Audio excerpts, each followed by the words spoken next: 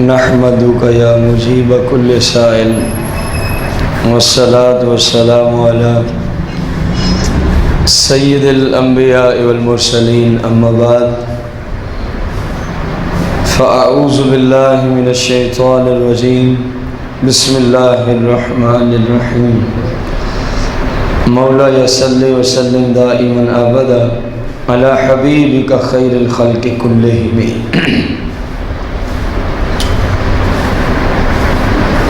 کیا قبر والے ہماری آواز کو سنتے ہیں؟ یہ احباب نے پہلا سوال لکھا ہے۔ قرآن و سنت کی روشنی میں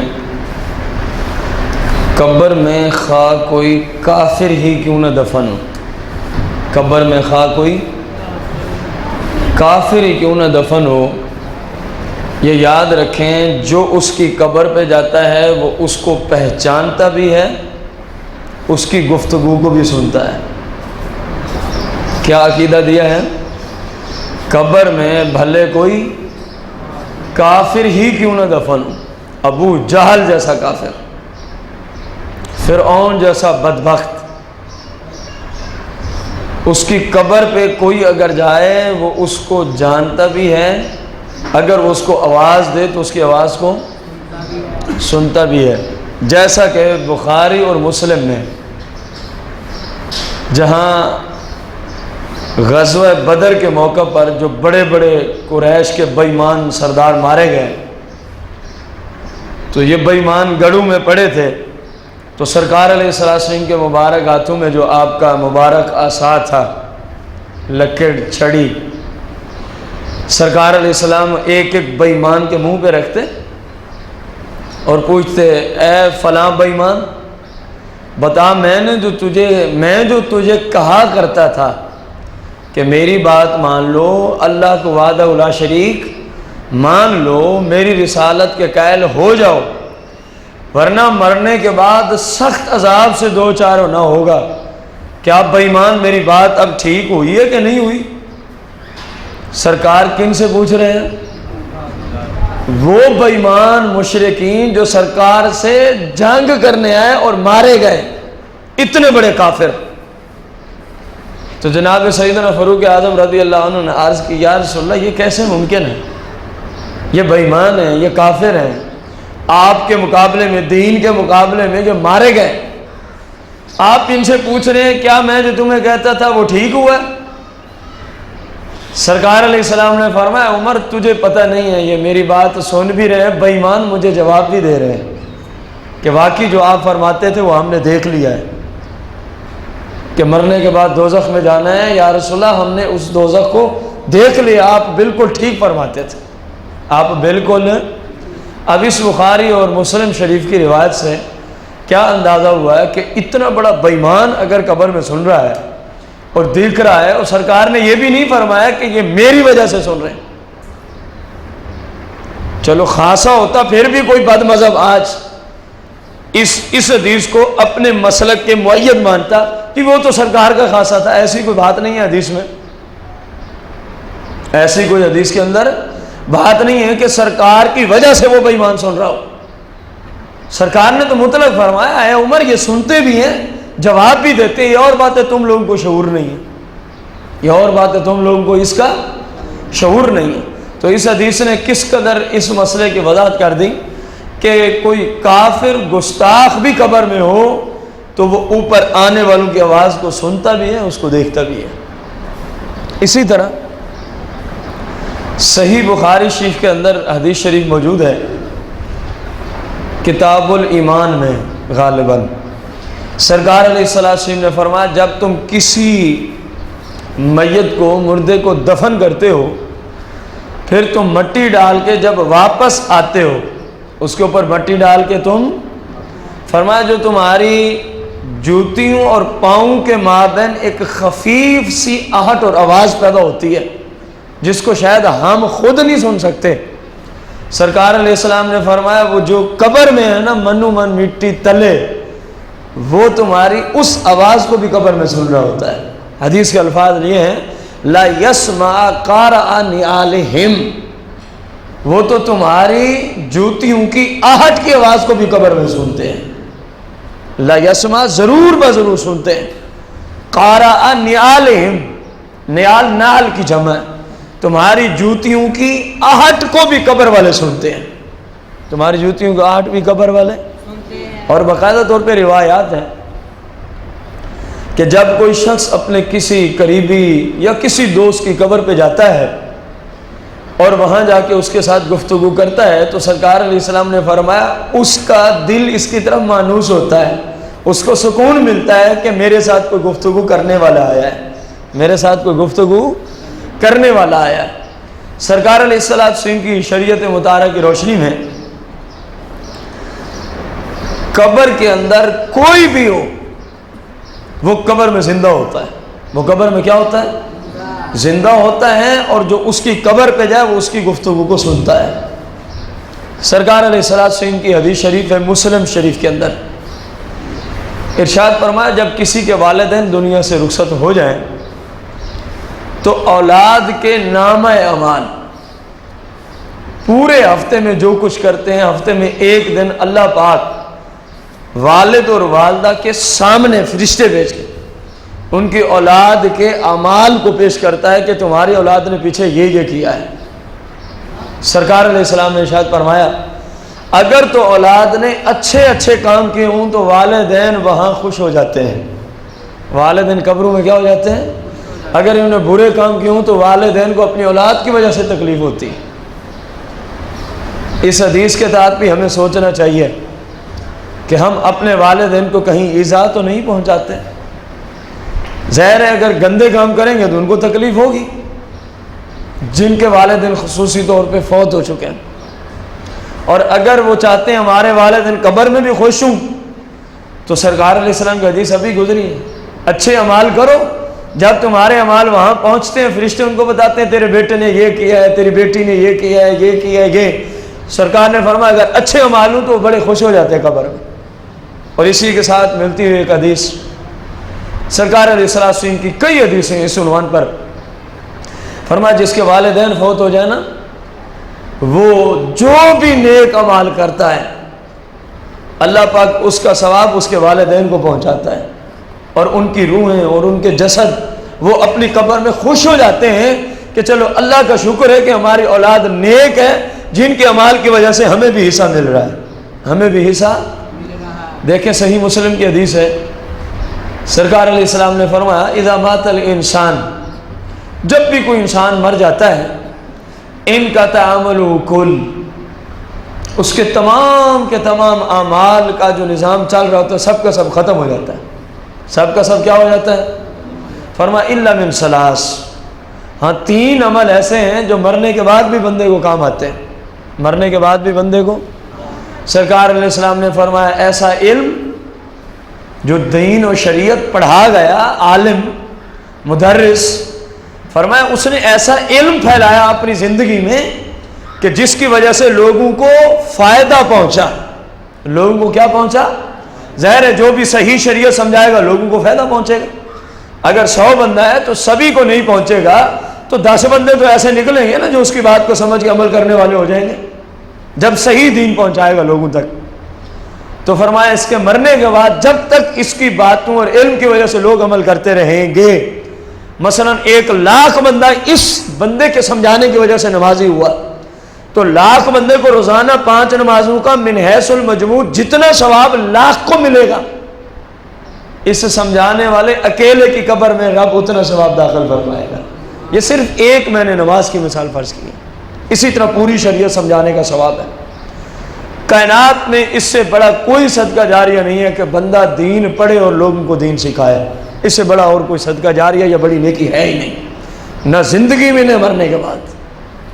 دیکھیں ایک چھوٹی سی مثال رکھتے ہیں ہم، مجھے ایک سکالر نے پڑھایا جس سے میں پڑھ کے آیا، اب میں شب و روز جو کچھ بھی نیکیاں کماتا ہوں پھر آگے میں سمجھاتا ہوں، جتنا میری سمجھانے کی وجہ سے لوگ عمل کرتے ہیں ان ساروں کے برابر اس کو ثواب ملتا ہے جو میرا شیخ ہے جس نے مجھے پڑھایا۔ اسی طرح پھر سسٹم چلتا جائے گا، آخر میں کہاں جا کے رکتا ہے؟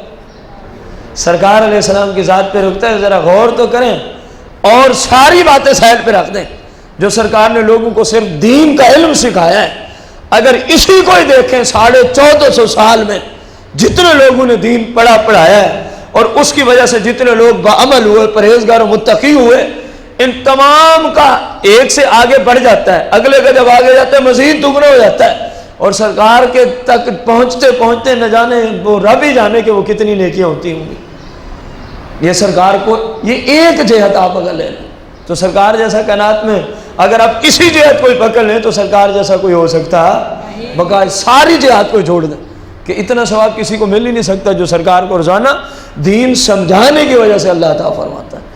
اور جو آپ کے اللہ کی بارگاہ میں بڑے بڑے رتبے ہیں، مقام آتے ہیں، ان تک تو ہم پہنچ ہی نہیں سکتے۔ سرکار کی شانیں تو ہم بیان کرنے سے قاصر ہیں۔ یہ تو میں نے چھوٹی سی ایک مثال آپ کو عرض کی ہے۔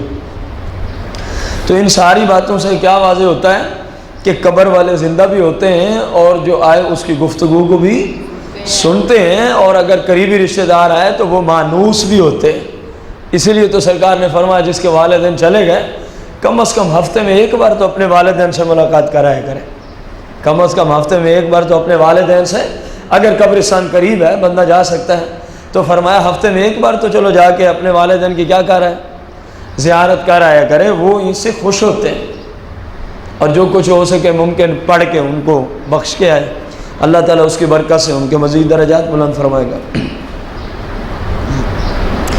قبرستان میں پودے لگانے کا شریعت میں کیا حکم ہے؟ قرآن و سنت کی روشنی میں قبرستان میں پودے لگائے جائیں بئی معنی کہ کسی قبر کو نقصان نہیں پہنچتا تو کوئی مذائقہ نہیں ہے، کہ قبر والوں کے لیے فائدہ ہی ہے۔ سرکار علیہ السلام کی اپنی حدیث ہے جس کی قبر پر جو تر چیز ہے، تر چیز کو شاخ، جب تک وہ تر رہے گی، وہ خشک نہیں ہوگی، سرسبز و شاداب رہے گی، اللہ کا ذکر کرے گی، اس کی ذکر کی وجہ سے قبر والے پہ رب کی رحمت نازل ہوتی ہے۔ بخاری کی حدیث ہے، سرکار علیہ السلام نے باقاعدہ طور پہ یہ عمل کیا بھی ہے۔ آپ گزر رہے تھے تو دو قبر والوں پہ عذاب ہو رہا تھا، آپ ٹھہر گئے، فرمایا صحابہ جاؤ لکڑ لے آؤ، شاخ لے آؤ۔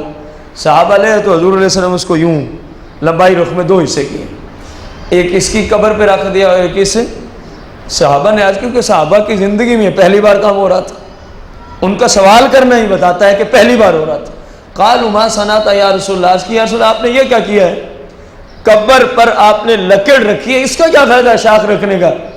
فرمایا صحابہ ان دونوں پہ عذاب ہو رہا تھا، ان دونوں پہ، اور ہم اسی جگہ سے گزر رہے تھے، تو ہماری رحمت نے گوارا نہ کیا کہ عذاب ہو رہا ہو اور ہم وہیں سے گزر جائیں، ان کو ہمارا کوئی فائدہ ہی نہ پہنچے، اس لیے ٹھہر گئے، اب یہ رکھ دیے۔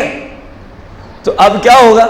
یہ تفہیمی حدیث کے جملے تھے جو پہلے عرض کی، فرمایا میں نے اس لیے رکھا، اب حدیث کے جملے آ گئے کہ جب تک یہ اللہ کا ذکر کریں گی، سرسبز و شاداب رہیں گی، تو اللہ کی یہاں کیا نازل ہوگی، اور جس کی قبر پہ رب کی فرمایا رحمت نازل ہو، اللہ اس کے عذاب میں تخفیف فرما دیتا ہے، اللہ اس کے عذاب میں کیا فرما دیتا ہے؟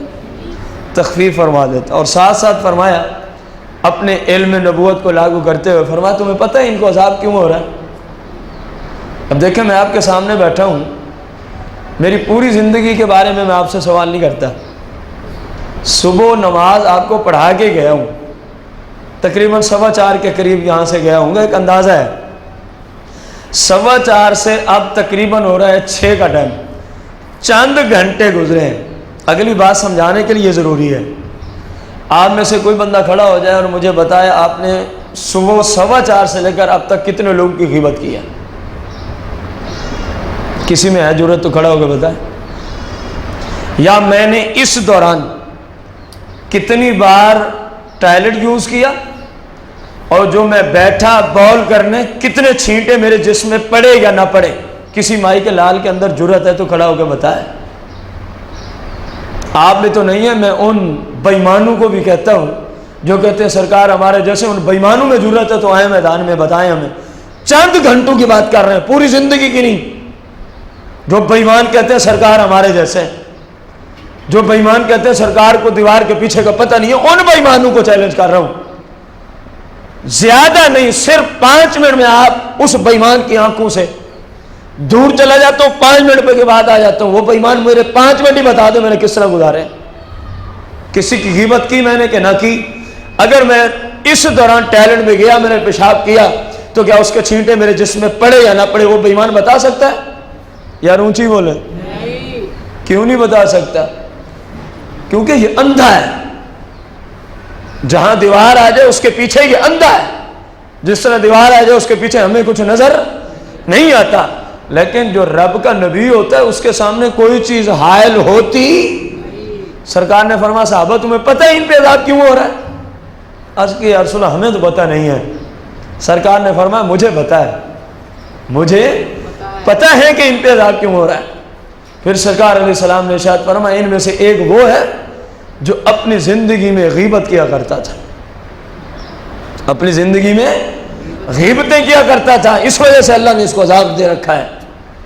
اور ان میں صحابہ دوسرا وہ ہے جو جب زندگی میں بول کرنے بیٹھتا، پیشاب کرنے بیٹھتا تو وہ پیشاب کے چھینٹوں سے اپنے جسم کو نہیں بچاتا تھا، اس وجہ سے رب نے اس کو عذاب دے رکھا ہے۔ سرکار کو ان کی پوری ہسٹری کا پتہ ہے، اور جو بے ایمان سرکار جیسا ہونے کا دعویٰ کرتا ہے اس کو ہمارے 5 منٹ کا بھی پتہ نہیں ہے، بتائیے یہ سرکار جیسا ہو سکتا ہے؟ یہ ایک بندے جیسا ہوگا جب ایسی بات کرے گا، فرعون اور ابو جہل جیسا ہے یہ، جو سرکار کو اپنے جیسا کہے۔ اس کافر اور فرعون کے کفر میں کوئی ذرا برابر بھی شک نہیں، برابری کے اعتبار سے۔ جو کہہ رہے ہیں نا سرکار میرے جیسے بشر ہے، یہ ایسا ہی کافر ہے جیسا ابو جہل تھا، جیسا کہ ابو لہب تھا، جیسا کہ فرعون تھا۔ سمجھ آئیے کہ نہیں آئی؟ جو سرکار کو یہ جملے پہلے یہ ان جیسا کافر ہوتا، اس کی داڑھیوں کا لحاظ نہ رکھا کریں، اس کے قرآن کا لحاظ نہ رکھا کریں، اس کی نماز کا لحاظ، ورنہ شیطان نے کوئی تھوڑی نمازیں پڑھی۔ اس بے ایمان نے تھوڑے موقع پہ لمبی لمبی داڑیاں رکھ کے لوگوں کو گمراہ کیا ہے۔ یاد رکھیں ایک اصول، داڑھی میں اسلام بند نہیں ہے، اسلام میں داڑھی ہے، داڑھی میں اسلام بند نہیں ہے۔ ہاں اسلام میں داڑھی رکھنا ہے، اسلام میں داڑھی رکھنا ہے، ضروری نہیں ہے کہ ہر داڑھی والا متقی ہو، پرہیزگار ہو، بے ایمان بھی تو داڑھی والے ہی ہوتے ہیں۔ یہ نہیں کہیں گے داڑھی رکھی ہو لہذا یہ پکا مومن ہو گیا، ورنہ تو اگر یہ بات ہے داڑھی کی حد بندی دیکھیں تو جو سب سے بڑے بے ایمان ہیں آج کل ان کی داڑیاں ہمارے اعتبار سے بہت لمبی چوڑی ہیں، ہے ایسے کہ نہیں ہے؟ داڑھی کا کوئی اعتبار نہیں ہے، بندے کے عقائد کا اعتبار ہے۔ داڑھی ایک عمل ہے، داڑھی ایک عمل ہے، داڑھی عقیدہ نہیں ہے۔ سرکار علیہ السلام کی عزت کا خیال رکھنا یہ عقیدہ ہے، یہ ایمان ہے۔ ایمان ہوتا ہے تو عمل کام دیتے ہیں، اگر ایمان نہ ہو تو عمل بندے کے تباہ و برباد کر دیے جاتے ہیں۔ داڑھی ضرور رکھیں، ضرور رکھیں، لیکن پہلے سرکار سے سچی نسبت بنانی ہوگی، تب داڑھی رکھنے کا فائدہ ہوگا، تب نماز پڑھنے کا فائدہ ہوگا، تب روزے رکھنے کا فائدہ، ورنہ تو سب تباہ و برباد ہے اور کچھ بھی نہیں۔ کیا مسلمانوں کے قبرستان میں کسی بد مذہب کو دفن کیا جا سکتا ہے؟ اگر تو واقعی بد مذہب ہے، ایسا بد مذہب کہ جس کی بد مذہبیت حد کفر کو پہنچی ہوئی ہے، کہاں پہنچی ہوئی ہے؟ مثال کے طور پر ایسا کوئی لعین ہے جو کہتا ہے سرکار علیہ السلام کو مطلقاً علم غیب نہیں تھا، سرے سے ہی، اس بے ایمان کو مسلمانوں کے قبرستان میں دفن کرنے کی شرعاً اجازت نہیں ہے، کیونکہ یہ کافر ہو گیا۔ کافروں کے قبرستان علیحدہ ہوتے ہیں، اس کو وہاں دفن کیا جائے جہاں مرزائی دفن ہوتے ہیں۔ پیسوں والا ہے تو مرزائیوں کی جنت میں چلا جائے گا، اور اگر غریب ہے تو مرزائیوں کی دوزخ میں اس کو دفن کر دیا جائے گا۔ ان بے ایمانوں نے بھی عجیب نظام رکھا ہے۔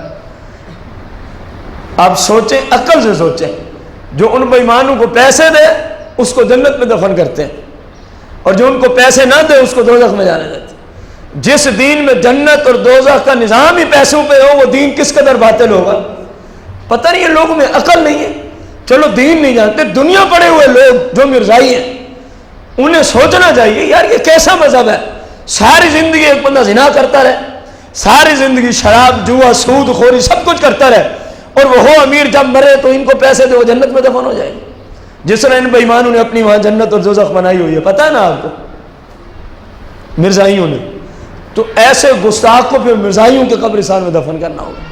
اسلام کی روشنی میں مسلمانوں کے قبرستان میں دفن کرنے کی اجازت ممکن ہے۔ اب آپ میں سے کوئی کہے جی یہاں تو کئی بے ایمان دفن ہوتے ہیں، تو یہاں اور کون سا کام ہمارے قبرستان میں شریعت کے مطابق ہے؟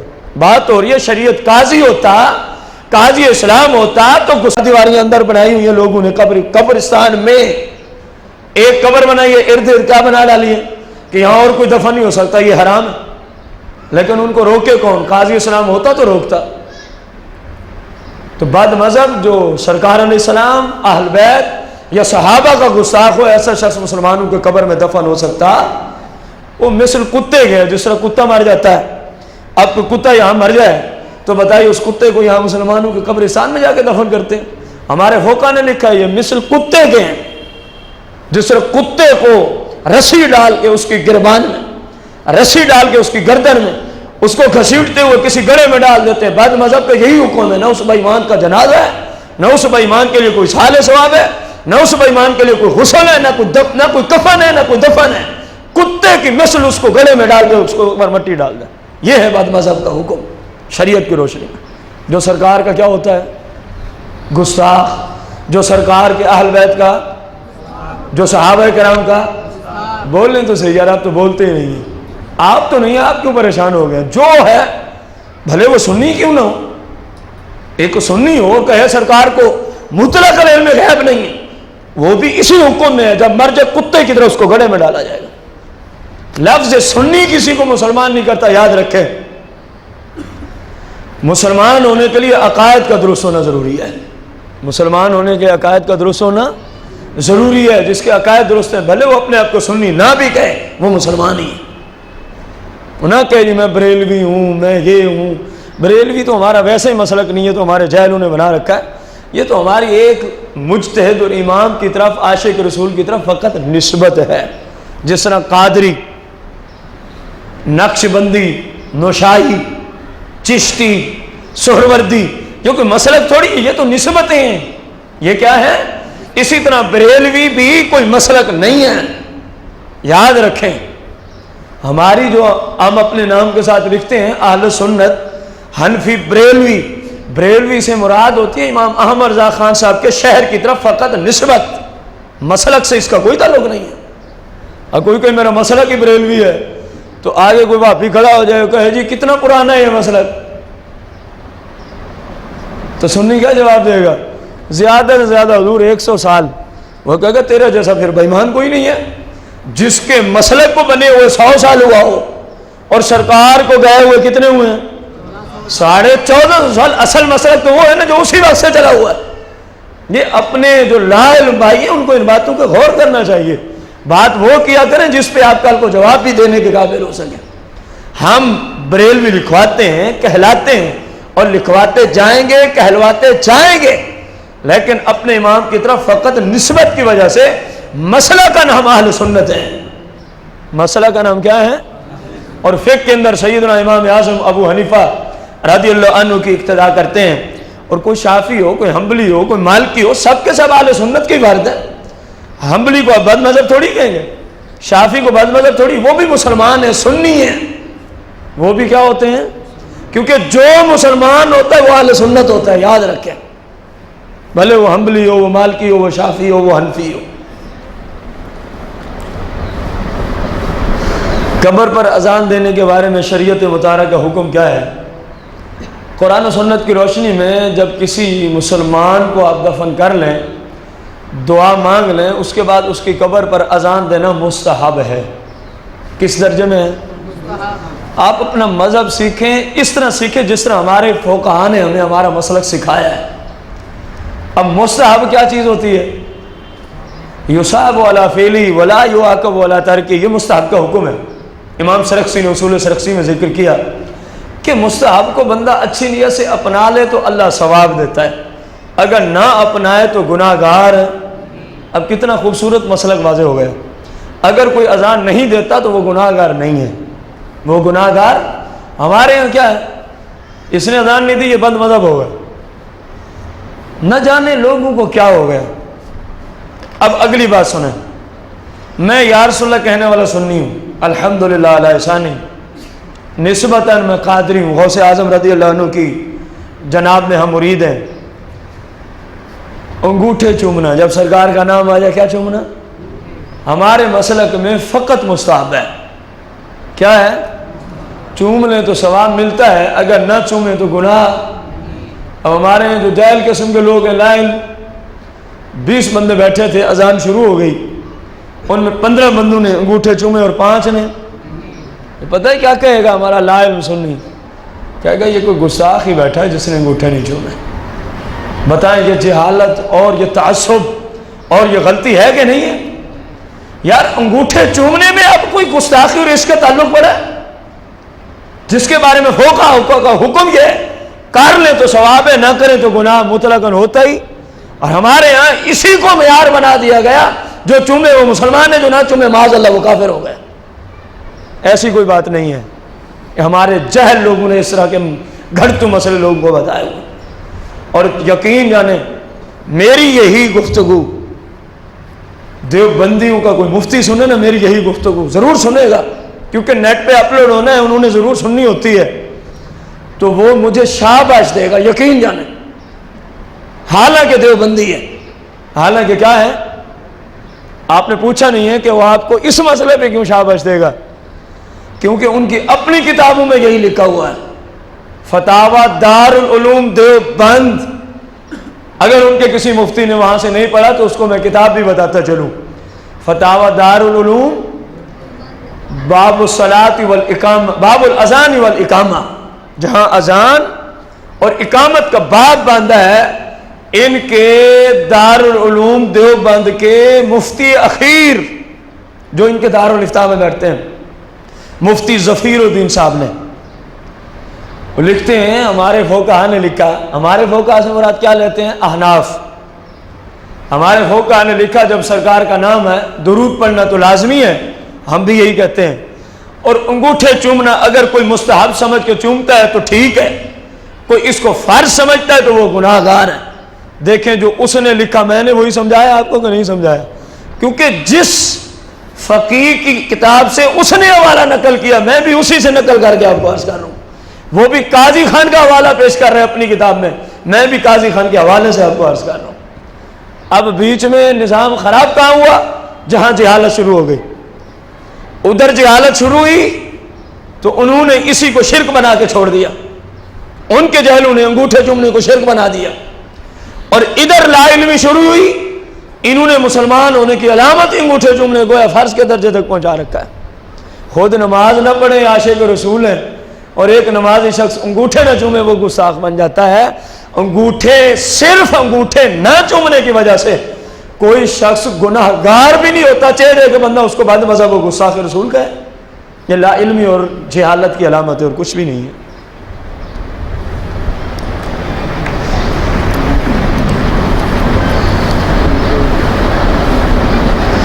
قبرستان والوں پر جب کسی کا گزر ہو تو وہ کیا کہے؟ سرکار علیہ السلام نے ارشاد فرمایا جب کوئی مسلمانوں کے قبرستان سے مسلمان گزرے تو فرمایا وہ یوں کہا کرے، السلام علیکم یا اہل القبور انا لاحقون منکم انشاء اللہ تعالی عزیز یا معاشر المسلمین۔ موجودہ زمانے میں یہ جملہ بھی بڑھائیں گے۔ سرکار نے فرمایا جب بھی کسی مسلمان کا کسی مسلمان کی قبر کے قریب سے گزر ہو تو اس کو سلام کر کے جائے۔ کیا کر کے جائے؟ میرا آپ بھائیوں سے ایک سوال ہے، یہیں ایک بندہ سویا ہوا ہو نیند کی حالت میں، بتائیے اس کو شرن سلام کرنا جائز؟ اونچی کہہ دیں نہیں جائز، اونچی کہیں جائز نہیں ہے۔ وجہ کیا ہے؟ کیونکہ ہمارا سلام سنتا۔ تو سرکار نے کیا فرمایا؟ جب کسی کے قبر کے قریب سے گزرو تو اس کو کیا کرو؟ اگر وہ بھی نہ سنتا ہوتا تو سرکار نے جس طرح یہاں منع فرمایا وہاں بھی منع فرما دیتے، وہاں بھی کیا فرماتے؟ منع فرماتے۔ آپ نے فرمایا نہیں وہ سنتے ہیں، تم ان کو سلام کیا کرو، تمہیں جواب بھی دیتے ہیں، تمہیں تمہارے سلام کا کہنا کیا ہے؟ السلام علیکم یا اہل بھلے ایک قبر بھی ہو سیوا جمع کا بولنا ہے، آپ نے السلام علیکم کہنا ہے، اے قبر والو تم پہ سلامتی ہو، تم پہ کیا ہو؟ انا لاحقون منکم انشاءاللہ تعالی عزیز، اگر اللہ نے چاہا تو ہم بھی تمہارے پیچھے تمہارے ساتھ ملنے والے ہیں، ہم بھی قبرستان کی طرف آنے والے ہیں۔ دیکھیں سرکار نے کتنی پیاری دعا ادا فرمائی۔ اگر کوئی اس دعا کے مفہوم پہ غور کرے اور جب قبرستان سے گزرے تو سرکار نے اس کو اس کی قبر یاد کرا دی، اس پہ سلامتی بھیج اور اس کو کہے کہ میں بھی آنے والا ہوں یہیں. جب اپنی قبر یاد ہو تو پھر بندے سے گناہ نہیں ہوتے.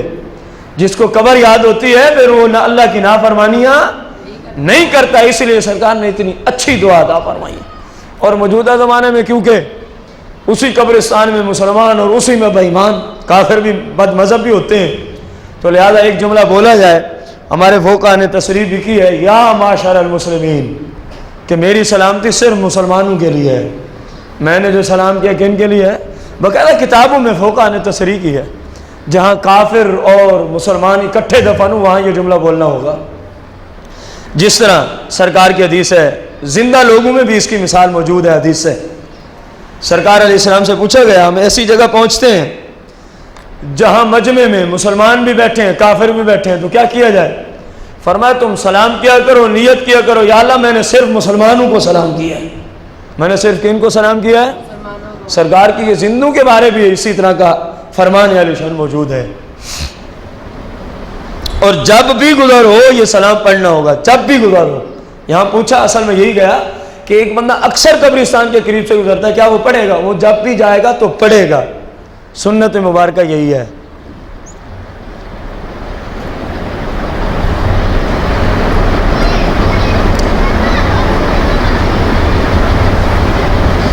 جو ہم تلاوت کرتے ہیں اپنے دوست احباب کے اصحال ثواب کے لیے، قبر والوں کو اس کا زیادہ فائدہ گھر میں بیٹھ کے ہوتا ہے یا اس کی قبر کے اوپر جا کے تلاوت کریں تو وہ زیادہ مانوس ہوتا ہے؟ روایات کی روشنی میں اگر اس کی قبر کے اوپر بیٹھ کے تلاوت کریں تو وہ زیادہ خوشی محسوس کرتا ہے اور زیادہ مانوس ہوتا ہے. اور زیادہ کیا ہوتا ہے؟ مانوس ہوتا ہے.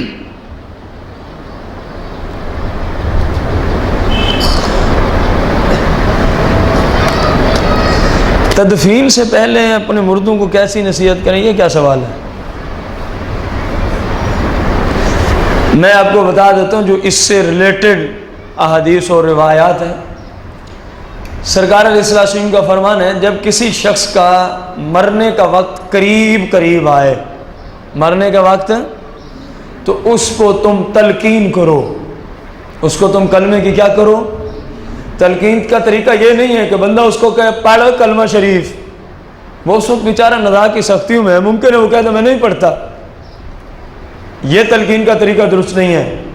بلکہ کیا طریقہ اس حدیث کے تحت فقہا نے لکھا، اس کے قریب کلمہ شریف کا ورد اونچی آواز میں شروع کر دیں. لوگ ارد گرد جو بیٹھے ہیں نا، 2-4 احباب، اونچی آواز میں کلمہ شریف پڑھنا شروع کر دیں. اس کی سمجھ میں آئے گا تو سن کے پڑھ لے گا، ورنہ کم از کم انکار تو نہیں کرے گا نا. یوں کہنا کہ کلمہ پڑھ، وہ بھی عین نزاع کی حالت میں، فقہا اس کی اجازت نہیں دیتے، کیونکہ وہ بیچارہ اس وقت انتہائی سختیوں میں ہوتا ہے. اس وقت صرف بلند آواز سے کلمہ شریف پڑھنے کی اجازت دی ہے اس حدیث شریف کی روشنی میں کہ اپنے مردوں کو کیا کرو؟ تلقین کرو. یہاں مردوں سے مراد جو مرنے کے قریب ہوں وہ ہے. جو مر گئے اس کو کلمے کی کیا تلقین کرنی ہے؟ تو تلقین کا طریقہ کیا دیا ہے شریعت میں؟ اس کے قریب کلمہ شریف کا ذکر بلند آواز سے کرو. ممکن ہے اللہ تعالیٰ نے چاہا وہ سن کے کلمہ پڑھ گیا تو سرکار کا فرمان ہے جس کا دنیا سے رخصت ہوتے ہوئے آخری کلام کلمہ شریف ہوا، میرا رب بغیر حساب کو اس کو جنت عطا فرما دے گا. اللہ کی بارگاہ میں ہم دعا کرتے ہیں اس مقدس دن، مقدس وقت، مقدس لمحات اور مقدس محفل کے طفیل اللہ ہمیں بھی اور ہمارے جتنے رشتہ دار ہیں، والدین، بہن بھائی، جتنے دوست احباب، تمام مسلمانوں کو اللہ جب آخری وقت ہو اللہ کلمہ پڑھنے کی توفیق عطا فرمائے.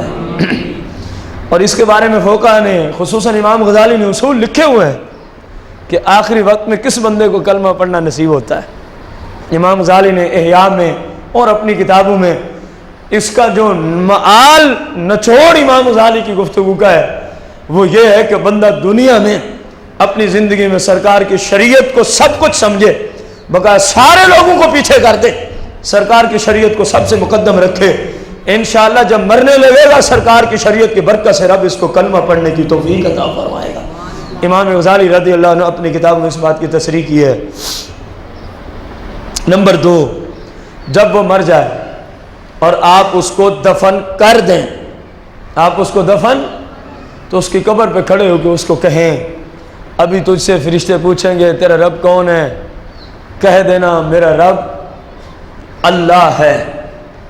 اس کو پھر کہیں قبر کے اوپر کھڑے ہو کے، ابھی تیرے پاس فرشتے آئیں گے، تجھ سے پوچھیں گے تیرا مذہب کیا ہے، تیرا دین کیا ہے، تو کہہ دینا میرا دین اسلام ہے، میرا دین اس کی قبر پہ کھڑے ہو کے اس کو کہیں کہ ابھی فرشتے تیرے پاس آئیں گے، تجھ سے پوچھیں گے کہ اس مقدس ہستی کے بارے میں تو کہہ دینا یہ میرے آقا و مولا ہے، یہ میرے آقا و الحمدللہ علی احسانی اپنی عادت میں ہے یہ، جب بھی کسی کی قبر پہ دفن میں ظاہر دعا کرنے کے بعد ہی اکثر آتے ہیں، کوئی مجبوری نہ ہو تو بحمدی تعالیٰ اس کو میں یہ جملے کہتا ہوں، جو بھی ہوتا ہے کہ بھائی صاحب یا بہن جو بھی ہوتی ہے اس کو جملے بول کے کہ تجھ سے یہ سوال ہوں گے، اگر ہو سکے تو یہ اس کے جواب ہیں، ان کو یہ کہہ دینا تیری جان چھوٹ جائے گی، تیری جان آپ بھی اپنا معمول بنائیں، آپ بھی اپنا، یہ ضروری نہیں ہے کہ ہمارے گھر کا بندہ ہو، مسلمان ہے بس کافی ہے، ظاہر ہے یہاں میرے گھر کا بندہ تو آج تک کوئی بھی فوت نہیں ہوا،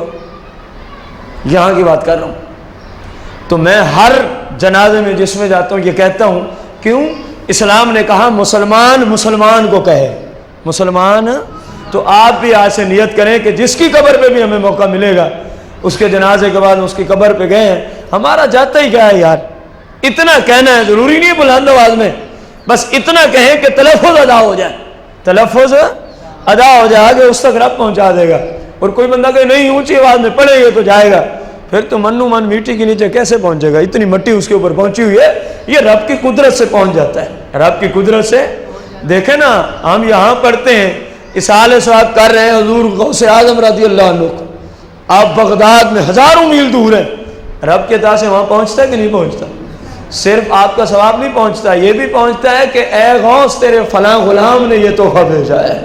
غوث اعظم اپنے غلاموں کو بھی جانتے ہیں، اپنے غلاموں کو بھی، جیسے کئی بار غوث اعظم رضی اللہ عنہ نے اپنے خطبوں میں اس بات کا اظہار فرمایا، کئی بار آپ کے خطبات کی خصوصاً جو کتابیں ان کے اندر یہ مسئلہ موجود ہے، جس طرح شرح فتوح الغیب ہے، آپ نے کئی بار کہا لوگوں اگر ہمارے اوپر شریعت کی پابندیاں نہ ہوتی، اگر ہمارے اوپر شریعت کی پابندیاں، تو تم جو کچھ بھی کر کے آتے ہو، کھا کے آتے ہو نا، وہ سب کا سب ہمارے سامنے ہوتا ہے، ایسے جس طرح ایک شیشے کی بوتل ہو یا شیشے کی سفید شیشے کا گلاس ہو، اس کے اندر جو کچھ پڑا ہوتا ہے باہر سے نظر آتا ہے، میں سب کچھ تمہارا ایسے ہی دیکھتا ہوں لیکن بتاتا نہیں ہوں، شریعت کی میرے اوپر پابندیاں ہیں، شریعت کے میرے اوپر کیا ہیں؟